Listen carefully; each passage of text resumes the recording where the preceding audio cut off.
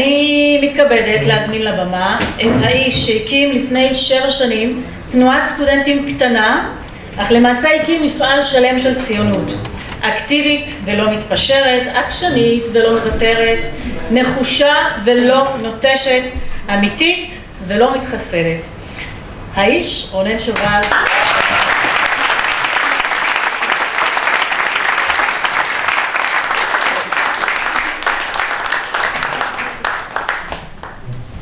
טוב, ערב טוב. אנחנו נעשה פה טיפה שינוי אווירה ברשותכם. הסיבה לכך היא שאנחנו באווירה עכשיו הייתה מאוד כיפית, ועכשיו אני אגיד דברים פחות כיפים, ויותר רציניים, ויותר ככה, לא ניסחתי את הדברים כמו בשנים עברו בצורה מאוד מאוד ידידותית, אלא יותר רצינית ועמוקה, כי אני חושב שאנחנו באמת נמצאים בשעה משמעותית מאוד לעם ישראל, שדורשת אם תרצו להגיד דברים שהיא עד היום לא אמרה, ולנסח רעיונות שעד היום לא ניסחה, ולחשוב מחשבות שעד היום לא חשבה, ולהציע אותם לחברה הישראלית כהצעה רצינית ומשמעותית.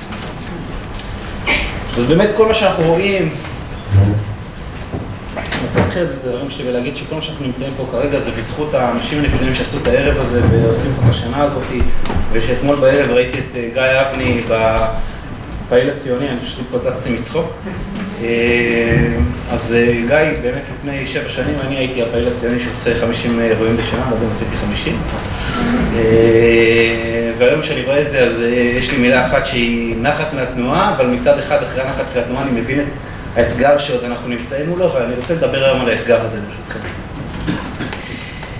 רק זאת אעשה אקהה מוחו ושכח שאיתו הצדק. ככה מסיים אלתרמן את השיר שלו, שנקרא אז אמר השטן, שנמצא בעזבון שלו. 2000 שנים סחבנו עמנו מצפן של געגועים לציון, מצפן שכל ילד יהודי שנולד איתו. המצפן הורא לנו את הדרך ושימר את כוח המשיכה שלנו לירושלים, אל ארץ ישראל שהייתה המגנט שלנו. אבל התנועה הפוסט-לאומית, פוסט-מודרנית, פוסט-מוסרית, גורמת לעם ישראל להתנתק מהמגנט. מזרח תיכון חדש הם רוצים, לנהיליזם הם מאחלים. זוהי מחיקת זהות אישית ולאומית, פעם תחת כסות של גלובליזציה בכפר גלובלי, ופעם תחת כסות של זכויות אדם. כך הפכנו מעם הנצח, מעם הספר לעם תלוש. מדור של חלוצים ולוחמים בוני העם והארץ, הפכנו לדור של אסקיפיסטים, ציניים, רודפי אייפונים והאח הגדול. במקום לשאת מצפן המכוון אותנו ואת העולם כולו לחזונה של ירושלים, אנחנו עפים בכדור פורח ללא עוגן. אנחנו ניזונים מתקשורת שעוסקת ללא הרף בדה-לגיטימציה ובדמורליזציה, גדלים במערכת חינוך שהפסיקה לחנך לערכים ומקדשת את הציונים בלבד, לומדים באקדמיה פוסט-מודרנית, נחשפים לתרבות אנטי-ציונית המרסקת כל אתוס לאומי, ומסביבנו יהום הסער את עשרות ארגוני דה-לגיטימציה, מטשטשים את המוסר ומשתפים פעולה במודע עם אלו המבקשים להטביענו בנהרות של דם. כמו שאמר ברל כצנלסון, אבותינו שהועלו על המוקד, אשר נסחבו למרתפי אינקוויזיציה, אשר נשחטו במאכלות הקוזקים, הייתה להם הכרה מוחלטת שיש להם עסק עם פרצי חיות. הם ידעו שאין להם כוח נגד פרצי החיות, אבל אף רגע לא חסרה להם ההכרה בצדקתם. המעציב והמביש בייסורנו, אנו, ושכמה מבני דורנו, חסרה להם ההרגשה החיה של צדקתנו המוחלטת. ולכן בחרנו לעשות את הערב על נושא של צדקת הדרך. ולמרות כל אלו, ברל כצנלסון, אתם ואני כן מאמינים. אנחנו מאמינים בצדק, אנחנו מאמינים במוסר, אנחנו מאמינים באדם, אנחנו מאמינים במדינה. אנחנו מאמינים שיש בכוחנו, והפעילויות שלנו מראות את זה יום יום, אנחנו מאמינים שיש בכוחנו להפוך את המקום הזה שנקרא מדינת ישראל למקום טוב יותר, מקום מוסרי יותר, מקום דמוקרטי יותר, ומקום יהודי יותר. אתם בטח מכירים את הסיפור שבראשית ימי הציונות, אחד העם התייאש מהחזון הציוני. הוא כתב את המאמר המפורסם לא זו הדרך. הוא הרים ידיים, הוא קרא לחזור לגולה ולבחון מחדש את המשך הדרך הפעולה של העם היהודי. אוהבו ומוקירו ביאליק ענה לו בזו הלשון, ואנחנו אמונה ותפילה, ולמעלה למעלה את אש הלפידים נרימה, ונראה ביד רמה לעיני כל תפוצות הגולה הדרך העולה קדימה. ביאליק לא התייאש וגם אנחנו לא מתייאשים. האמונה העמוקה בצדקת הדרך היא זו שתיתן לנו את הכוח להתמודד עם האתגרים העומדים מולנו גם בדורנו. כמו שאמרתי, עד היום לא הצענו הצעה ברורה של ממש לחברה הישראלית ביחס לאחד האתגרים הציוניים המרכזיים, וזה האתגר המדיני. הצעות שונות שעולות על השולחן בימים אלה דורשות את תשובתנו. המשא ומתן המדיני שנפתח זה עתה עוד ידרוש את התייחסותנו. את האתגר המדיני קרב לחברה הישראלית לא נוכל עוד למלא פינו מים, עלינו להציע חזון של ממש לשיח הישראלי. חזון המשלב את הטענות הצודקות של הימין ואת הטענות הצודקות של השמאל. חזון ציוני, חזון מדיני של אם תרצו אני מקווה. כל אדם בר דעת מבין שגם הימין וגם השמאל כמהים לשלום ורוצים שלום. אבל התאכזבנו כל כך הרבה פעמים שעצם הידיעה על חידוש משא ומתן שיתחיל ביום ג' הקרוב מעוררת בנו, בכולנו, ימנים ושמאליים, סקפטיות עמוקה. נדמה לנו שצפינו בסרט הזה יותר מדי פעמים. אנחנו מסוגלים לדקלם כמעט בעל פה את התפקיד של השחקן האמריקאי, את התפקיד של השחקן הישראלי, את התפקיד של השחקן הפלסטיני. זה מאוד מאוד צפוי ומאוד מאוד משעמם. גם הסוף ידוע מראש. ומכיוון שהצדדים עצמם מניחים שהשלום לא יצמח כאן, הרי שהם עסוקים בעיקר בדבר אחד, בלשכנע את האמריקאים שהצד השני אשם בכישלון השיחות. זו ההפתעה היחידה הצפויה לנו בסרט הזה. מי יצליח לשכנע שהשני אשם?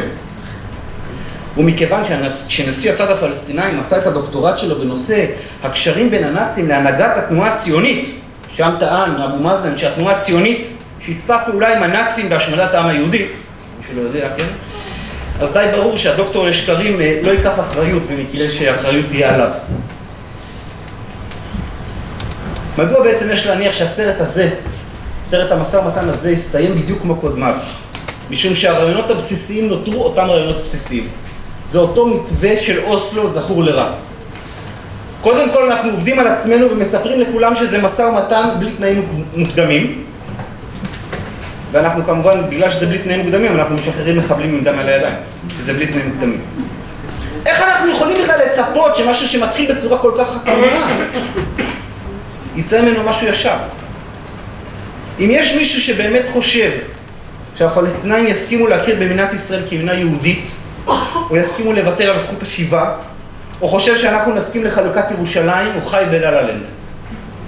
כל הניסיונות לרבע את המעגל לא יצליחו. אנחנו מנסים לפתור את הבעיה הלא נכונה, ולא מבינים למה היא לא נפתרת.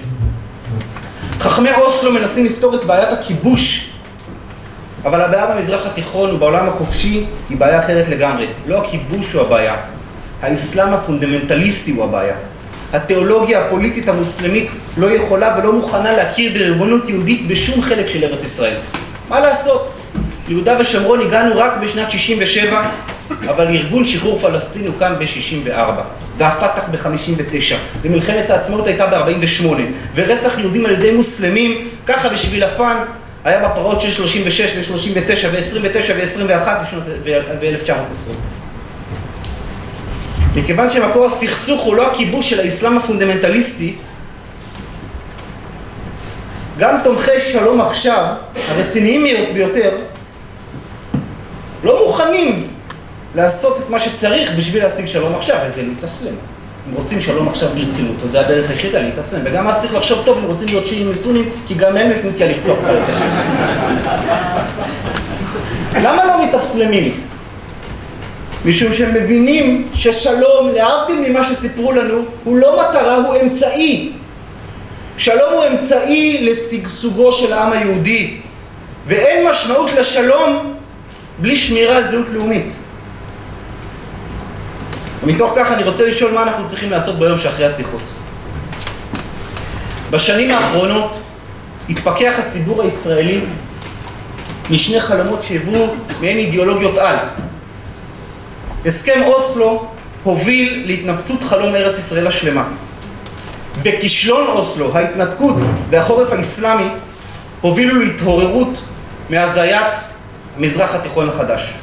רובו המכריע של הציבור כיום אינו רואה עוד כאופציה ריאלית אף אחת מאידיאולוגיות העל הללו. לפנינו אם כן עומדות 3 אופציות. הראשונה, כניעה בשיחות האלה או בשיחות שאחוריהן או בשיחות שאחריהן, וכך נקבל מדינה פלסטינאית חמושה ועוינת בגבולות 67, נתנתק מליבת הארץ ומהשורש הציוני ונזכה לשפיכות דמים אינסופית. השנייה, שאותה מציעים בעוז בימים האחרונים, בשבועות האחרונים, אנשים רציניים מאוד, מדברת על סיפוח יהודה ושומרון לישראל על 1.5 מיליון תושביהם הערביים, וכך נסתכן בהפיכתנו למדינה דו-לאומית. השלישית היא המשך המצב הקיים, תוך סכנת הדלגיטימציה להמשך קיומה של מדינת ישראל. עלינו לבחור באחת הדרכים, כאשר לכל אחת מהן מחיר כבד. משימתם של תומכי המדינה הפלסטינאית היא לתת תשובה לשאלה איך תקום מדינה כזאת שלא תילחם ללא הרף בישראל. תומכי הסיפוח צריכים להסביר איך אפשר לספח עוד מיליוני ערבים בלי להפוך למדינה דו-לאומית. על תומכי המצב הקיים להסביר כיצד נוכל להמשיך ולהתמודד עם סכנת הדלגיטימציה. נתן, תן לי פרסמן בבקשה. ואני רוצה להוסיף שכשהשיחות האלה ייכשלו, וסביר להניח שהם ייכשלו, אנחנו עלולים להתקל בגל חדש של דלגיטימציה. ולדעתי, הזמן לא עוצר מלכת, ואנחנו צריכים לחזור ולפעול ולקדם את האינטרסים שלנו. אסור לנו להמשיך ולהיות פסיביים. אסור לנו להמשיך ולצעוד במתווה אוסלו המוביל לדרך ללא מוצא. אני מבקש אם כן, תודה.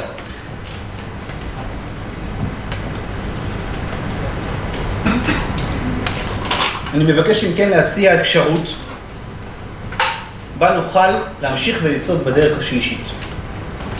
לא כניעה לקווי 67 ולא סיפוח של מיליוני ערבים.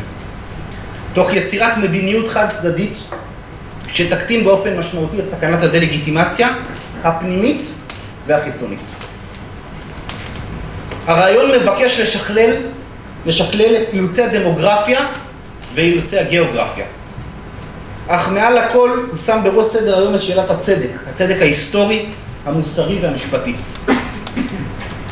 על מדינת ישראל לבצע שורת פעולות משולבות ולא פשוטות, שיצרו השלכות הן על החזית הדמוגרפית והן על חזית הדלגיטימציה, והן על החזית הגיאוגרפית הנובעות כולה מתפיסת צדקת המעשה הציוני. כמאמר דוד בן גוריון, עתידנו אינו תלוי במה יאמרו הגויים, אלא במה יעשו היהודים. אז מהי הצעתי? הפעולה הראשונה שעלינו לעשות זה להכריז בהכרתנו במדינה פלסטינאית בעזה. אני חוזר, הפעולה הראשונה שעלינו לבצע היא הכרזה בהכרתנו הבינלאומית על מדינה פלסטינאית בעזה. עלינו לסיים סופית את תהליך ההתנתקות הכואב. המהלך הזה יטרוף את כל הקלפים. ראשית, כך נסיר אחת ולתמיד את הסכנה הדמוגרפית של 2.5 מיליון ערבים בעזה. שנית, כך נערער מן היסוד את שלל טענות הדלגיטימציה, שהרי הוויכוח יהפוך להיות ויכוח על עובדות ולא לייצוג. שלישית, נפסיק לתת חשמל למי שיורה עלינו טילים. שינוי מהותי אגב של המצב הביטחוני בגלל הכרתנו בהם כמדינת אויב, לא מתוך שלום, לא יתרחש. לצערנו אנו כבר למודי קרבות עם מדינת עזה. ארסנל הנשק שיהיה בידם לא יהיה שונה מהותית מזה העומד לרשותם כיום. ובוודאי לא שונה מזה שהיה בסוריה במשך 30 השנים האחרונות. האסטרטגיה מול מדינת פלסטין בעזה, העוינת, צריכה להביא אותנו בסופו של דבר למציאות דומה לזו שהייתה לנו במשך שנים עם סוריה. עוינות שקטה. הפעולה השנייה של מדינת ישראל לבצע הוא לקבל קבל עם ועולם את דוח לוי. דוח לוי מניח את תשתית הצדק לגבי ישיבתנו ביהודה ושומרון.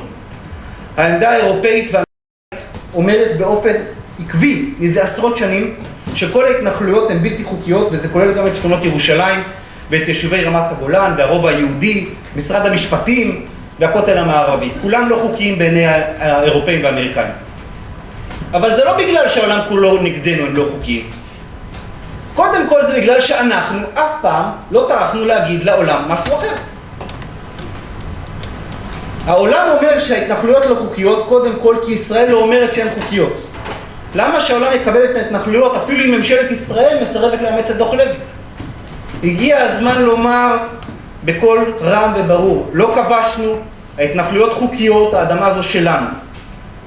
עלינו לצאת למסע הסברה רחב, בינלאומי, עתיר משאבים, המסביר את צדקת הציונות. עלינו להסביר מדוע ארץ ישראל שייכת לעם ישראל לפי המשפט הבינלאומי. לפי המשפט הבינלאומי, זה מה שאנחנו צריכים לעשות, להסביר לעולם למה זה שלנו לפי המשפט הבינלאומי. כפועל יוצא של הפעולה הזאת, אנחנו צריכים לעשות פעולה שלישית על מדינת ישראל, לספח לאלתר את גושי ההתיישבות הנמצאים גם ככה בקונצנזוס ציבורי רחב, בערך לפי יוזמת ז'נבה. מה שמקובל גם על השמאל וגם על הימין. גוש עציון, גוש אדומים, גוש אריאל ובקעת הירדן. החלת הריבונות של ישראל על גושי ההתיישבות באופן חד צדדי, תבטיח לישראל את האינטרסים הדרושים לה. שמירה על ריבונות באתרים בעלי חשיבות לאומית, דתית, שמירה ופיתוח ההתיישבות וביטחון לגוש דן בירושלים. הפעולה הרביעית שאנחנו צריכים לעשות, דורשת מאיתנו את ההכרה באתגר הדמוגרפי, אתגר שאנחנו מזניחים אותו בשנים האחרונות. הבעיה הדמוגרפית מורכבת משלוש בעיות שונות. הראשונה, היחס שבין היהודים לערבים בארץ ישראל, השנייה, מספר המסתננים במדינת ישראל, והשלישית, סכנת טענת השיבה של הפליטים הפלסטינאים. ראשית, יש לומר, לפני 100 שנים ראינו את הדמוגרפיה כאתגר ולא כמחסום. זאת על אף שהתנאים היו קשים הרבה יותר. ב-1900 היינו פה רק 8% מהאוכלוסייה, ב-47 היינו 33% מהאוכלוסייה. לאחר העליות הגדולות כבר הגענו לכמעט 80%. עלינו לשוב ולעודד עלייה. העלייה חזרה להיות אתגר, וזה תלוי רק בנו. זה אתוס ציוני שאנחנו צריכים להקים מחדש. עלינו להגדיר כמדינת ישראל תוכנית לאומית להעלאת 500,000 יהודים עד 2025. רק אם נעשה את המעשה הזה, אנחנו נכריע את המאבק הדמוגרפי על עתידה של ארץ ישראל. הצד השני של המאבק הדמוגרפי נוגע לסוגיית המסתננים וזכויותיהם העתידיות. מדינת ישראל חייבת לשנות את חוק האזרחות שלה, כך שאדם שנכנס לישראל שלא כחוק, וכן צאצאיו לא יוכלו לקבל אזרחות בישראל. חוק האזרחות מתוקן וקריטי על מנת לשמור על צביונה היהודי של מדינת ישראל. ושלישית, ביחס לטענת שיבת הפליטים, עלינו, מדינת ישראל לא מציבה את זה כמשימה, ומה שהיא צריכה לעשות להציב דרישה אולטימטיבית לאום ולפעול באופן עקבי לסגירת אונר"א. יש לפעול להעביר את הטיפול בפליטים הפלסטינאים לסוכנות האום המרכזית לטיפול בפליטים, אונצ'ר. כידוע למי שלא יודע, באום יש 2 סוכנויות לפליטים. סוכנות אונצ'ר שמטפלת בכל הפליטים ברחבי העולם וישבה עד היום 50 מיליון איש, וסוכנות אונר"א שמטפלת רק בפליטים הפלסטינאים ולא ישבה אפילו אחד. למעשה, מ-700,000 פליטים פלסטינאים כבר יש להם 5 מיליון, בגלל שההגדרות של פליט של אונר"א ואונצ'ר שונות. רק הפליט הפלסטינאי מעביר בירושה את מעמד הפליטות שלו, שאר הפליטים בעולם לא מעבירים את זה בירושה. זה הצביעות של העולם. מי שבאמת אכפת לו מזכויות אדם ומבעיית הפליטים, צריך להפסיק את הסטנדרטים הכפולים של האום, להפסיק את ההתעללות של ההנהגה הערבית והאסלאמית בפלסטינאים, לאפשר את סגירת אונר"א והעברת כל הפליטים הפלסטינאים לטיפולה של סוכנות האום הרגילה המטפלת בפליטים. הפעולה החמישית שלנו לבצע היא לעגן את ריבונותה וזהותה של מדינת ישראל כמדינה יהודית ודמוקרטית. זאת באמצעות חקיקת 2 חוקים. הראשון, חוק יסוד מדינת ישראל, מדינה יהודית בעלת משטר דמוקרטי. השני, חוק העמותות, שמגן על הדמוקרטיה והריבונות הישראלית מפני התערבות מדינתית זרה. בעשורים האחרונים חלה שחיקה דרמטית במשקל שמעניק בית המשפט העליון לזהותה היהודית של ישראל. אחד הגורמים המרכזיים למציאות החוקתית בישראל כיום הוא המחסור בעיגון חוקתי לאופייה של מדינת ישראל כמדינת הלאום של העם היהודי. הצעת חוק היסוד, ישראל מדינת הלאום של העם היהודי, תבהיר כי מדינת ישראל מדינה יהודית בעלת משטר דמוקרטי. כלומר, מדינה יהודית מבחינת ערכיה. שכן גם הערכים הליברליים שלנו הם תוצר של הערכים היהודיים שלנו. סליחה. כמו כן, הצעת החוק תעגן לראשונה את שיטת המשטר הדמוקרטי. כלומר, מדינה שבה מוכרעות מחלוקות ערכיות בצורה דמוקרטית באמצעות בחירות לכנסת. לכל מי שלא נוח לו והם כל הזמן מצקצקים, אולי להזכיר שבמגילת העצמאות שלנו המילה יהודים מוזכרת 20 פעמים והמילה דמוקרטיה לא מוזכרת. אבל הצעת החוק הזאת מבקשת לעגן את המשטר הדמוקרטי של מדינת ישראל בחוק יסוד. במקביל כהשלמה לעיגון ריבונותה וזהותה של מדינת ישראל כמדינה יהודית ודמוקרטית, על מדינת ישראל לקדם בבהילות את חוק העמותות, אשר ישמור על ריבונות ישראל מפני התערבות מדינתית זרה. החוק יגביל את האפשרות של מדינות זרות לרמוס את הדמוקרטיה הישראלית, כאשר באמצעות מיליוני דולרים הן מעניקות כוח דיספרופורציונלי לקבוצות מיעוט קיצוניות המבקשות להפוך את מדינת ישראל למדינת כל לאומיה, תוך שהן רודפות משפטית וציבורית את חיילי צה"ל. רק בשביל לסבר את האוזן,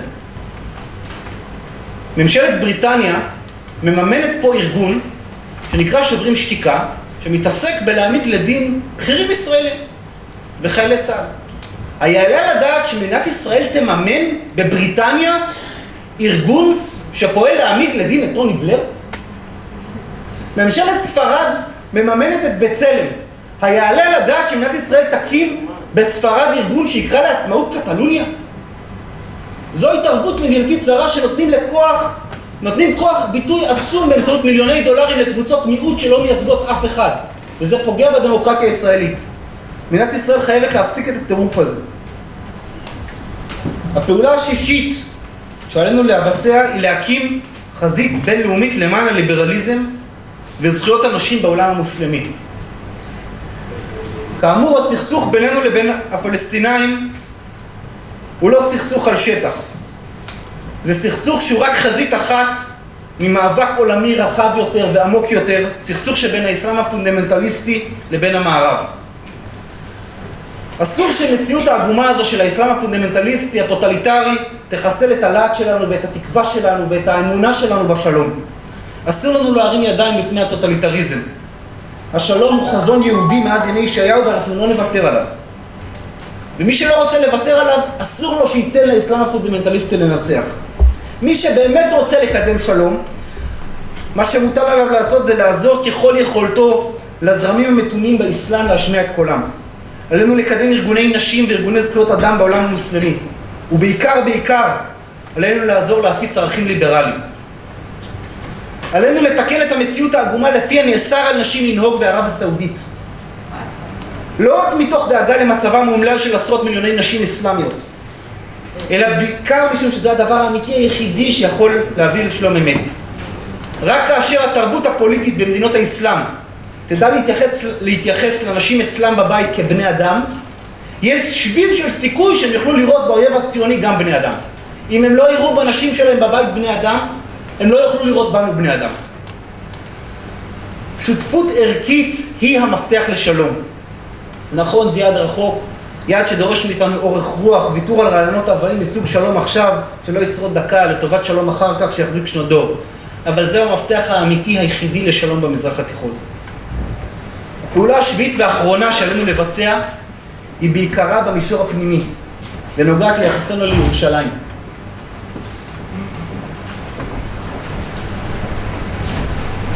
על ישראל לשנות את סטטוס הקוו בהר הבית ולאפשר גם ליהודים להתפלל בהר. כמו כן, עלינו להפוך את יום ירושלים ליום שבתון לאומי. עבאס זקי, שגריר הפלסטיני בלבנון, אמר לפני כ3 שנים, כשהיהודים יעזבו את ירושלים, הרעיון הציוני יתחיל להתמוטט, הוא יגבל לתוך עצמו באופן טבעי. זקי צודק. המורשת של הציונות המדינית מבינה את חשיבותם של סמלים, היא מאמינה שלהחלטות בעולם המעשי והחומרי יש משמעויות רוחניות, מוסריות וערכיות, העולות לשמוט את הבסיס שעליו נשענים האתוס הציוני ומדינת ישראל. כך גם רבין הבין זאת שאמר שבועות מספר לפני הירצחו, אנו חלוקים בדעותינו מימין ומשמאל, יש לנו ויכוחים על דרך ועל מטרה. אני מאמין שאין לנו ויכוח על נושא אחד, שלמותה של ירושלים והמשך כינונה וביסוסה כבירתה של מדינת ישראל. אמרתי אתמול ואחזור על כך היום, אין שתי ירושלים. יש רק ירושלים אחת. מבחינתנו ירושלים אינה נושא לפשרה. ירושלים היא שלנו, הייתה שלנו ותהיה שלנו לעולמי עד. בסופו של דבר, העם היהודי נדרש לבחור בין ציונות יהודית היסטורית, הרואה בישיבתנו בארץ זכות מוסרית, לבין פוסט ציונות קולוניאליסטית, הרואה ביהודי כובש זר בארצו. אי אפשר לקיים מדינת לאום השוללת כל קשר לעבר של הלאום. אי אפשר לקיים ציונות אד הוק, הרואה ביהודי היושב ברמת אביב אדם מוסרי, ובזה היושב בירושלים כובש זר. אני מאמין שהתוכנית הזו מציעה תקווה למדינת ישראל ולעם היהודי. הגענו איפה שוב אל פרשת דרכים בעלת חשיבות גורלית. על דורנו מוטל להשלים את המפעל ההיסטורי והמוסרי של שיבת ציון. אנו, מחדשי האמונה בצדקת הדרך, שאינם מאפשרים לעמנו לסגת מחפירות חייו. כפי שאמר ביאליק, עלינו בעצמנו לבחור בין כליה וגאולה. שארית ישראל שעברה באש ובמים, זר עינויים וצרות ולא נכנעה, לא תעשה עוולה ותכיר את התפקיד הגדול המוטל עליה, להציל את נפשה מרקבון הגלות וחורבנה. כל יהודי שחונך להתפלל 3 פעמים ביום על ירושלים, צריך להבין שבניין ירושלים הוא המאורע הגדול ביותר בחיינו, ולחשוב עליו לא 3 פעמים ביום, אלא כל היום. מי שאינו לוקח חלק בבניין הארץ, עליו הכתוב אומר, אחיכם יצאו למלחמה ואתם תשבו פה, אחינו הנמצאים בחזית, מקריבים את חלבם ודמם בעד כל שעל אדמה, ויוצרים חיים נצחיים בשביל העם. ואלו עומדים מרחוק חוטאים לעמם חטא לא יכופר. הגיעה השעה שאנו כולנו נכיר בזה, ושנעזור את כל כוחותינו למלא את החובה הגדולה שהטילה ההיסטוריה על בני עמנו. תודה רבה.